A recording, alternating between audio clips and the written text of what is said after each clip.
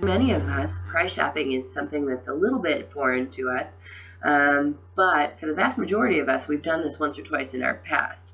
And what I'm talking about is calling around to our neighborhood clinics and asking what their available prices are. And a lot of times what we're going to do is we're going to need to pick those prices apart, because sometimes we're talking about bundling. And so for an example, what I would do is I would call a neighborhood clinic and I would just say, I would like to know the price for your spay, and I was wondering what that included. Does that include any pain medication? Does that include any kind of e-collar? Now, a lot of times I have receptionists, I have technicians who feel a little bit funny about price shopping, and I honestly feel a little bit funny about price shopping myself. But I can tell you that when we're talking about things like our Walmarts and our Targets, they absolutely do price shopping as well. They look on the internet, they look, they go into shops, they have different ways and different tools of price shopping.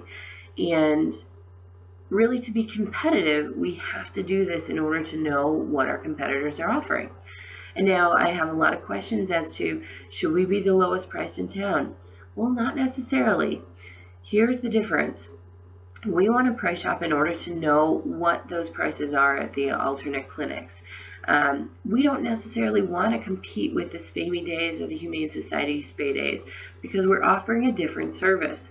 It's a little bit in that discussion of apples to apples versus apples to oranges. When we're talking about a spay at a Spay Me Day, we're not talking about individualized attention. We're talking about 10 to 20 spays in one single day, and we're talking about the potential that they won't have someone to go to for follow-up care. And so when we're looking at these things, we're looking at a very different service, and we need to just inform our clients that that's the case. Sometimes that might include telling our clients what our monitoring might actually consist of. So we have surgical monitors, we have a trained technician, that sort of thing.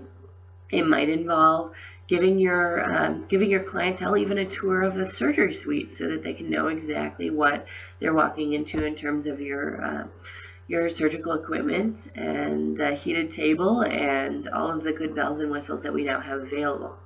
So there's going to be a lot of different things that go into our pricing strategy, and we need to really decide, are we an upper end clinic? Are we a middle of the road clinic?